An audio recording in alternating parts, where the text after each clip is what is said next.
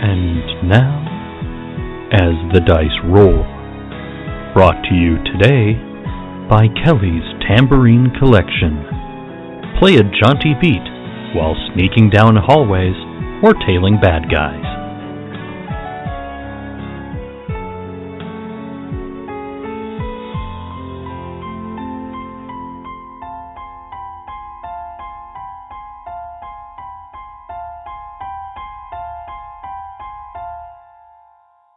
Previously on Cautious Optimism.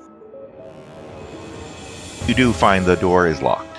I or Rico can sneak down wearing just a towel as if we've gotten locked out of our room. Maybe. I think I'm just gonna try and let him know that we're gonna be surprising our friend and we wanna leave something. Do we have something we can leave in there? Oh my god, I just found something in my backpack. I forgot I bought electronic lockpicks. I think there's a little person or a little something driving around a big Oscar suit. He had a house that was labeled Universe's most tiniest species and its house. Could this creature be upset at Toft for stealing his house? Yeah, so we just got to get something concrete. I mean, even if it's just a picture of the robot, looking like Toft.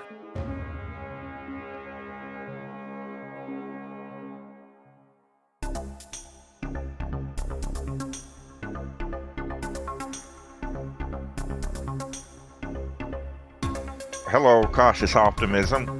Aurora Borealis Shand. A human woman. I'm not interested in selling this ship. She has a huge smile on her face. She's very important to me. Hank Crawford. Engineers. Bad news, good news. Bad news, fuel leak. Coming and going from the spaceport. Good news, I found duct tape. Kyan Brunt. A Mator. I am a doctor. A 9-foot-tall, 4-armed creature. I don't care if they call me, hey you, just let me do my job. Rico, Humanoid. I'm observing you. Cat person. It's for science. Toss. A slimy, gelatinous What are you hauling? goo thing. Thank you, Cautious Optimism. Welcome to the station.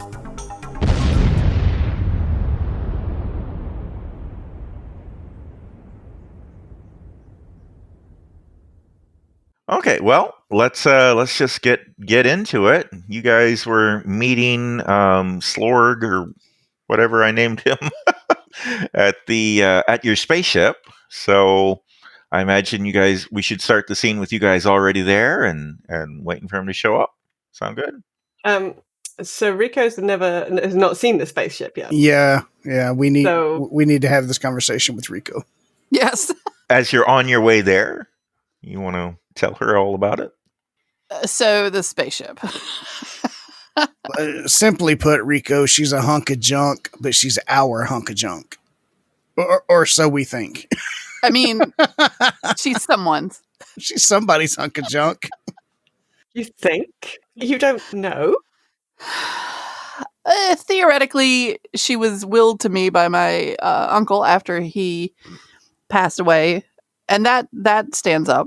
But we may or may not have passed away. So it's a little bit of a limbo situation, but as far as anyone else needs to know, she's ours. And she flies. And I think she's beautiful. She flies-ish. Yeah, we still don't have those hoses. Oh. We still have the fuel leak problem, Captain. Yeah. Oh.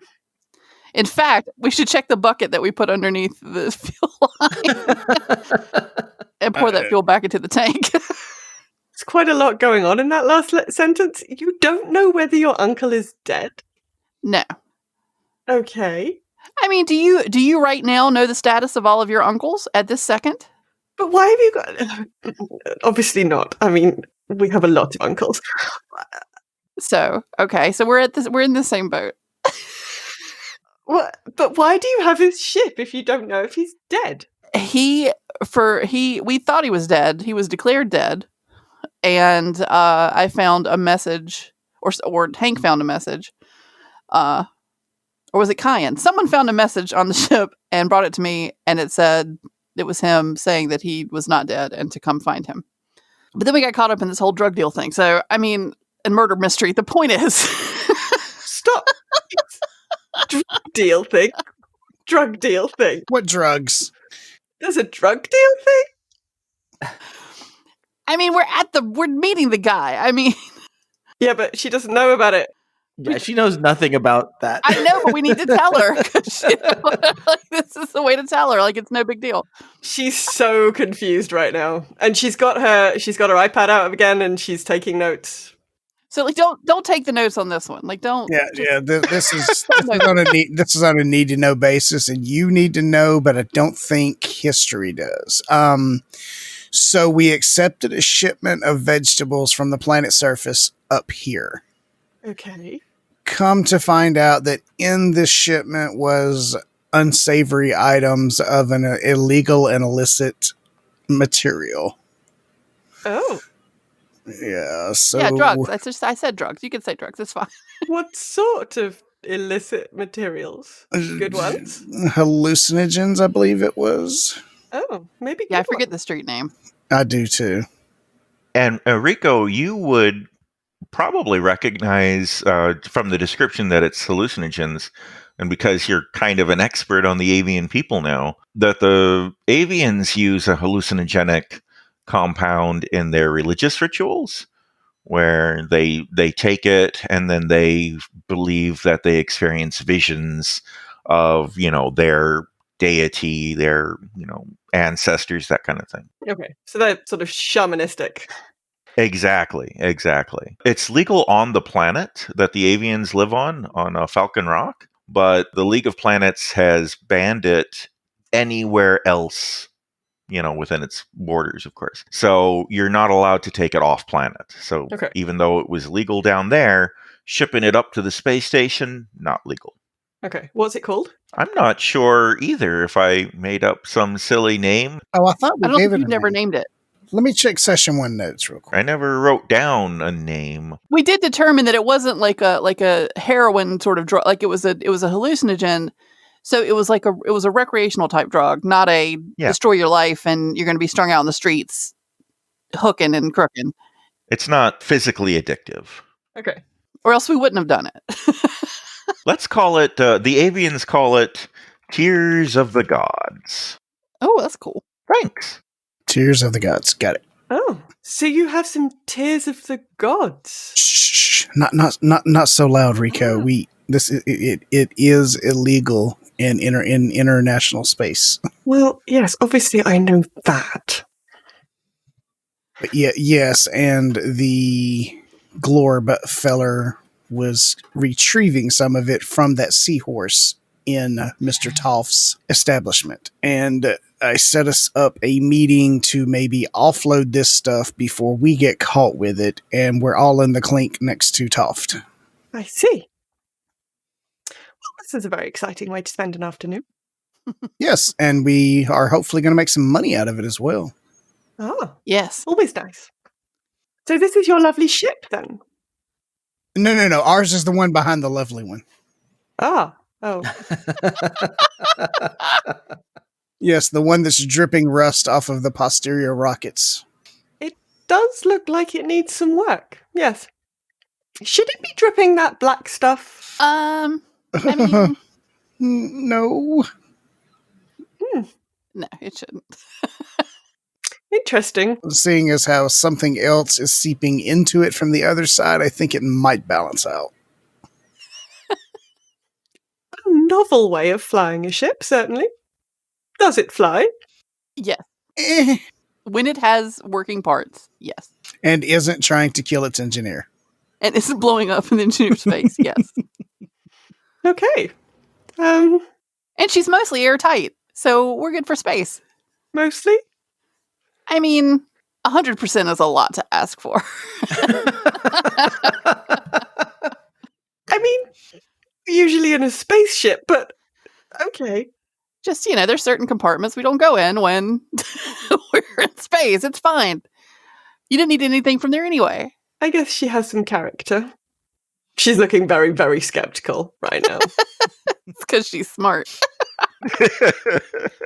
I can assure you, Rico, as suave as I am with the ladies, I'm even more suave with the ship. She's just staring at you, completely unblinking, looking so unconvinced. And Kyan just goes, and then that means we're doomed. Yeah.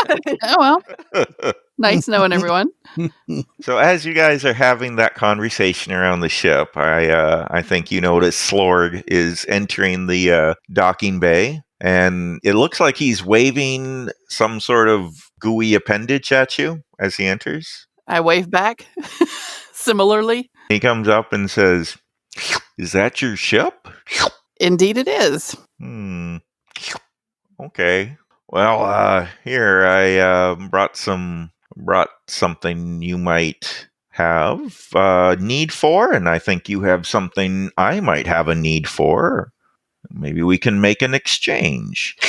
So what did he bring? Let's take a look at it. Out of his gelatinous torso, a briefcase basically pops out. And as you open it, it's booby-trapped and explodes in your face. No, that's not what happens. I didn't say paying close attention to traps. Exactly. Oh, I gotcha. I'm doomed us all. No, it is filled with a bunch of credit chips, basically. And upon closer inspection, each one is good for 100 lopsies. And apparently he's divided it up into lots and lots of individual little credit chips so that it's less suspicious than having one gigantic denomination on a chip, would be your guess. This would be the interspace version of small unmarked bills. Exactly. Yes. And all totaled up, you figure it comes to about 10,000 lopsies. Okay. We could use that. Yeah, I look at the rest of the crew. I'm fine with this. This solves two problems: money, and now we won't have the stuff on our ship anymore. Absolutely. Speaking of the stuff, may I see it? So, anticipating he would want to see it, when we got here, I would have asked probably Kyan, because he's the strongest, to go get a crate, or because I don't want him to see where my secret hidey holes in my ship are.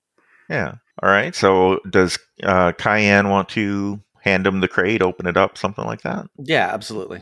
He looks inside and he goes, yeah, this was the shipment Oscar was supposed to get in. I didn't know he was working with some new delivery pilots. Yeah, he didn't know either. Oh, okay. I'll be happy to take this if we have a deal. We good? I take the briefcase and I shake a tentacle. I don't want to, but I shake it. I'll shake the tentacle. All right. I'm not afraid. And I swat him on his bum. All right. As you swat him on his bum, your hand gets kind of sucked up inside the gelatinous body. Yep. And what you get. After a moment, it is slowly released, and it is now covered in goo. And he gives you a jaunty wink. Hell, what the hell? We'll wink back. I better be invited to the wedding. That's all I'm saying. Dun, dun, dun, dun. And as we described before, the way he winks is by sticking sucking one of his eyeballs up inside his gelatinous body and then popping it back out again. So he does that in the jauntiest manner you could do that. Wow. This is great. And then he completely envelops the, container with the hallucinogenics, and he has to expand to 3 times his size to do that. But then, in a violation of all known laws of physics and science, his body shrinks back down to its regular size with the large container inside of him. Talk about a hidey hole. Do you say that out loud? Yes. He says, "Yes, indeed." Oh my God. He has a bag of holding for internal organs. He's bigger on the inside. All right. That's what I tell the ladies. And he says, "This deal has gone surprisingly well. So would you be interested in doing business with me on another venture?" What is it? How illegal is it? Very. Oh. What does it pay? Potentially very good. See, I'm looking at expanding the business of distributing the tiers of the gods. The Avian Church on the space station, they pay well enough since it's very important to them and they can't get it through any legal means because they're on the space station and, government laws and regulations and all that. But because they could technically just fly down to the planet and go to a temple there or whatever, they don't pay that well. But if we take this to a more populated planet further away from Falcon Rock, where you can't get this easily, the supply goes way down, demand goes way up, we can make a lot more money. Now, I've already made a contact. I've been talking with somebody, and I think if we could get him a sample, we might be able to set up a more permanent business distribution situation, which could potentially make a lot of money if you guys could fly me and a small sample of the goods to Lornda 3.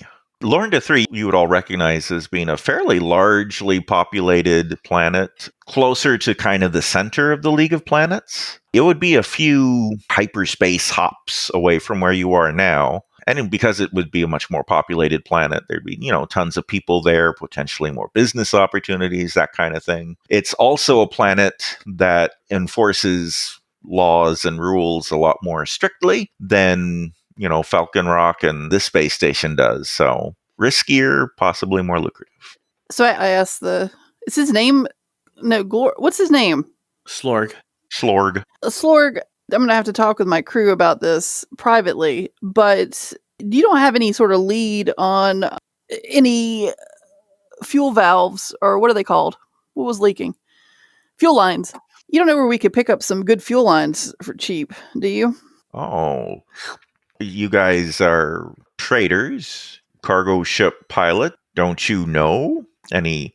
From his gooey body, something that looks like a nose emerges, and then an appendage that looks kind of like a hand emerges, and he puts his fingers, his gooey fingers, up next to the side of his nose. Mm-hmm. He goes, "Don't you guys already know where to get good space parts cheap?"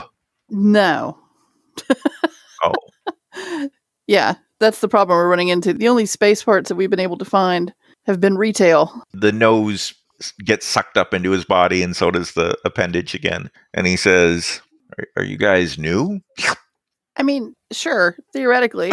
I mean, listen, if we were a different type of operation, we could just steal them or get them from another nearby ship that is unlocked. But we also would be happy to buy some on the cheap. Maybe some that fell off of a truck. But we'd like to pass the good fortune on to others. We don't want to do all of the underhanded stuff on the station. He thinks it over for a moment and he says, "Okay, you guys aren't members of the guild, are you?" No. "I know a lady who is. I mean, since you're smuggling and doing illegal things already, I thought, because remember that guilds are illegal in the League of Planets, too much like a monopoly." Right. He says, "I just assumed you would already be members of the guild, but if you wanted to talk to this contact I have, I could set up a meeting and then you could get better prices on ship parts."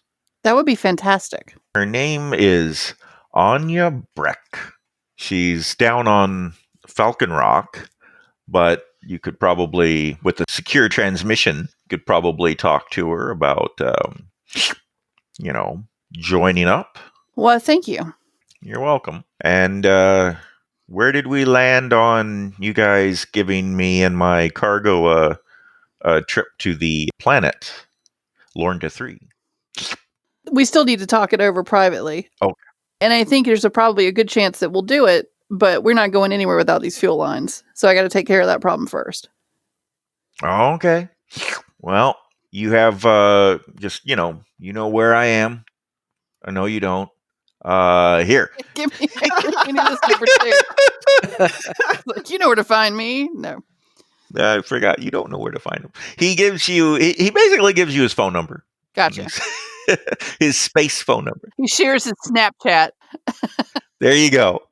He says, let me know when you've made a decision. I'll be on the station until I find somebody to fly me out of here.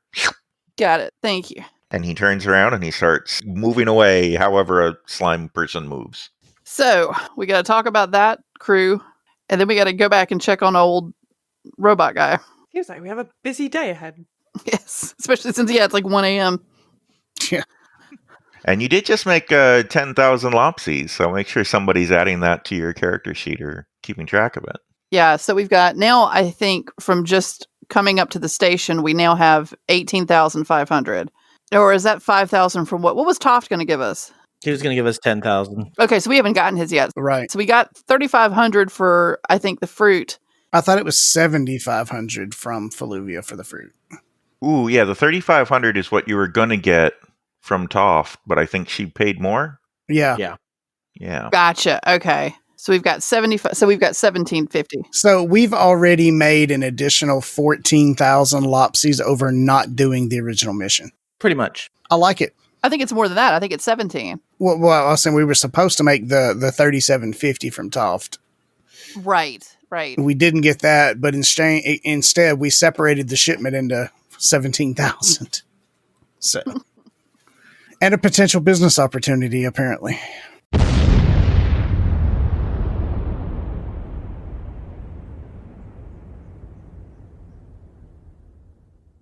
Business opportunities indeed.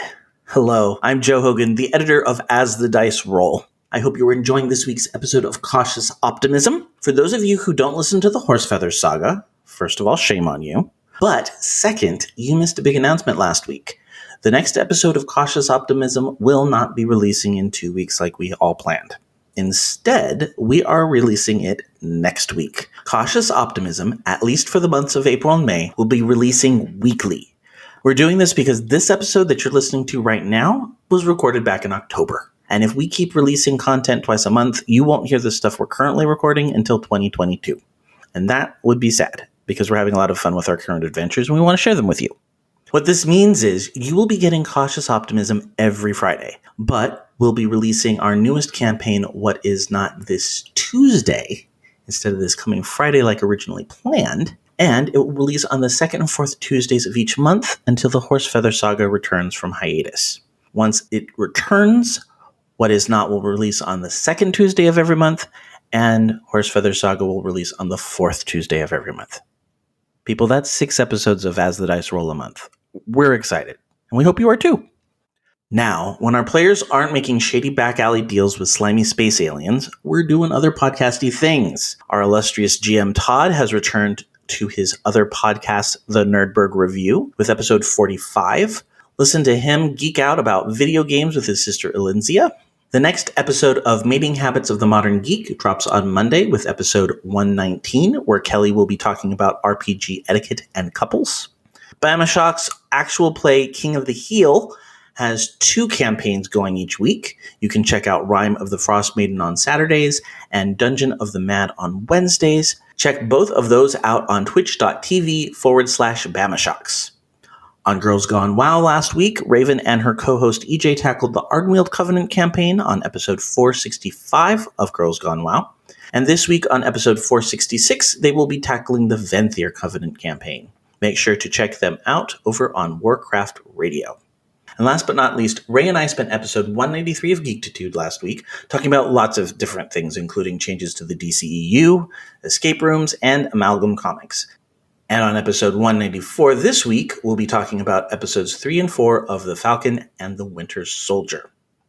Lots of things going on, so let us know what you think about the changes. We'd love to hear from you. You can email us at podcast@asthedicerollcast.com, or better yet, you can leave us a voice message. Just click on the link on our website, asthediceroll.com. Or you can check out our Twitter at asthedicerollrp or our Instagram at asthediceroll. That's it for me this week. Let's get back to the crazy antics of our intrepid crew right after a quick commercial break. When toxic culture has you down, when you're just looking to laugh and have fun, kick back and enjoy watching a video game, or just make some new friends, it's time to visit the Geek Media Network, a community of podcasters, streamers, and bloggers. Well, more of a family than a community. all dedicated to geeking out about the things we love. Things like Video games, Star Wars, comics, movies, K-pop, Disney Plus, Keanu Reeves. No. or whatever our community decides is the next best thing. That's right. We have a great online community on Slack and Discord where we chat about our weekly geekery with listeners and viewers. And each other. Yep, and each other in real time, and we can't wait for you to join us. So come check us out at geek2geekmedia.com. and escape toxic fandom for something much more... Keanu? Yes, Keanu. Now, about this time, I would say, Rory, your space cell phone starts ringing, and your caller ID would show that it is the station's security office. Oh, shit. Okay. So I look around to make sure nothing illegal is happening around in my background. Not right this second. and I answer, "Hello, Rory here." Hello, this is Sergeant Jared calling Rory. You're working on the Oscar Toft case, right? I am. All right. Well, the chief wanted me to let you know findings of our report from the break-in. I'm transmitting the file to you now, but basically, the painting was vandalized, the front door was busted, that dollhouse terrarium thing was busted up, and the doll was stolen. 6 tables were smashed. About a dozen chairs were broken. Safe in the back room was broken open, but nothing was in it. So we assume that whoever did this was mostly trying to steal whatever was in that safe, but also committed all this vandalism along the way. We found different sized footprints, so it must have been a couple of people, we think. It's weird, almost seems like they came at different times, like one came and did a bunch of stuff, and then later on somebody else came, so we don't know what that's all about, but whatever, they're all in the file there. Thank you. Rory out. Click, click. There was a doll stolen. Like, that was the only thing I could hear out of that entire report, Cap. So they don't know anything. Everything was broken up, and the terrarium, which now they're saying it's a terrarium, the doll from it was stolen. I still think that either the doll was never there and the doll was actually the little person running the robot, or somehow that's tied to the little person in the robot. Yeah, it could have been a second little person. I'm thinking. Maybe. Like a loved one. And then there's nothing in the safe was open. There's nothing in the safe. And then it looked like there were several different people who were there at several different times. I'm wondering if one of those times was us. I think one of those times must have been us previously, yeah? Yeah. The safe was open when we went in there originally, wasn't it? That seems like I recollect it that way. Yeah. So the new thing that's happened is that the doll house has been broken into and the doll is gone. Right. I think we should go back to the hotel room. I agree. Ours or his? I mean, Yes. yes. Yours or mine? Oh, boy. All of you make perception rolls, please. Uh-oh. Why is that a bad thing? It's not a bad thing. when the GM asks you to roll, it's never good. 8. I barely made it. I made an 11. 9. Woohoo! I got an 8. Okay, so how much did you guys make it by or not make it by? Made it by 4. I made it by 1. 4. 3. Okay. So everybody made it, and sounds like Rico and Cayenne made it by 4. Yeah. So you two, before anybody else, Rico and Cayenne, notice that there are security officers in the hallway outside of where your ship is docked. A few of them going down the hall towards one of the other docking bays. And you've been paying close enough attention, you probably recognize the docking bay they're going to is the one that Sam Sillisom's ship is parked in. But without a captain. It would seem. Oh, without its rightful captain. Let me rephrase that. So sorry. Well, let's follow them. Sneakily. As you guys sneakily follow them, what is a stealth check in this game? I think it is actually its own skill. Seems logical. Probably uses dexterity if you don't have stealth, would be my guess. Yeah. I'm guessing. As I say in all my games, so this would have been a bad time for me to bring along my tambourine collection. Stealth is dexterity -5. Poof. Crap. Everybody who is sneakily following them, make a dexterity -5 roll. Unless you have the sneak skill, but I don't think anybody does. Oh, I trip over my collection. I trip over Captain. I rolled an 8, but that still doesn't pass Dex -5. So we all just land in a heap, all of us. Like, Yes, pretty much. Pretty much. All right, so as you guys are stealthily stumbling down the hallway, we're just like kicking things and like falling over. you're kicking a can down the hall as you're trying to be stealthy. Avian police officer, security officer, whose bottom was swatted, looks over at you and says, "Squaw! You might want to see this, Squaw! Somebody's trying to steal Sam Sillisom's spaceship, Squaw!" Oh, well, let's just run after that. We untangle ourselves and get there as quick as possible. All right. So as you get into the docking bay, you see Sam Sillisom's ship has in fact powered up, and the engine is straining, but maybe whoever is trying to fly it doesn't know how to fly a spaceship very good, because the station's docking clamps are still secured, so it's still anchored to the ground. Mm-hmm. Rookie mistake. And so it's kind of a horrible screeching noise as the metal of the ship is fighting against the metal of the station, and there's all kinds of horrible breaking noises, and there's a whole bunch of security officers in here. It seems like the whole security station, like everybody must have come to try to put a stop to this. A few of them have some kind of gigantic laser torch that they seem to be trying to break into, cut a hole open in the door to gain entry. And a human officer that you recognize from investigating the restaurant break-in is talking on some kind of a radio device that's amplifying his voice. And he's saying, stop your engines. You're going to tear the whole space station apart. Stop your engines right now. And that kind of stuff. Question. Do I know enough about the sort of ship that this is? Is there a point where I could yell to the security to tell them to shoot to get the engines to disengage? Oh. Because you wouldn't want to hit the fuel lines or that sort of thing, but just something to right. Yeah, like shoot it above the name written on the side of it, and it'll stop. It'll shut down. You have spent your whole life with spaceships, and so I'm not even going to make you roll for it. I think you would know that. Nice, cool. I do have 16 points in it, so yeah. Well, there you go. You probably would have made the roll anyway.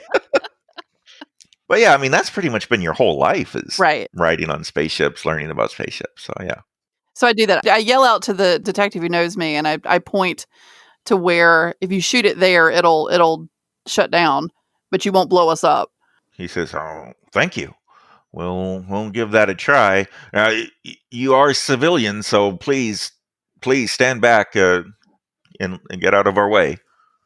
And he talks to a couple other of the police officers there, and they take out a larger than your standard hand pistol. It looks like it's not like a bazooka size weapon, but it's obviously something designed for being used against armored, vehicles or spaceships or something. A very large weapon. Mm-hmm. And they take careful aim right where you told them to. Oh, and somebody runs over and grabs the guys that are working the big, blowtorch and, tells them get out of the way, and everybody starts to back way up from the ship. And then you hear from some kind of intercom from the ship a voice that sounds like Oscar Toft saying, "I just want to leave. Please let me leave. Please let me leave." And then they fire. And there's a flash of light and a big explosion. And I guess this isn't the last episode of this story arc. We're going to have to find out what happens next time. No, I know. I've got another hour. It's quitting time. I've got another. Rats.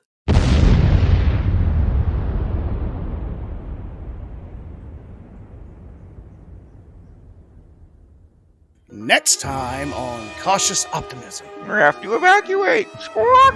The whole docking ring is going to explode. Do you know how to disable self-destruct? No, but my cousin might. Oh, there's a bomb. Oh, I'll be there in a minute. Hey, you have 9. That's not many. You're too late. Revenge is mine.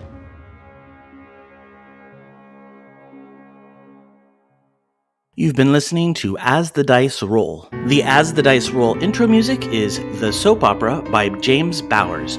You can find and license his music through Pond5 at pond5.com. All the rest of the music in this episode is by Darren Curtis and can be found at darrencurtismusic.com. The opening voiceover is by our very own Rob Sometimes. You can find his podcast at comicbox.libsyn.com. And the As the Dice Roll logo was created by Maricel Edwards. Check out her book No Great Matter at msedwards.com. As the Dice Roll is a proud member of the Geek to Geek Media Network. Check out other Geek to Geek shows, streams, and content at geektogeekmedia.com. If you'd like to contact the show, you can send an email to podcast@asthedicerollcast.com. Individual players and GMs' social media can be found on our website at asthedicerollcast.com.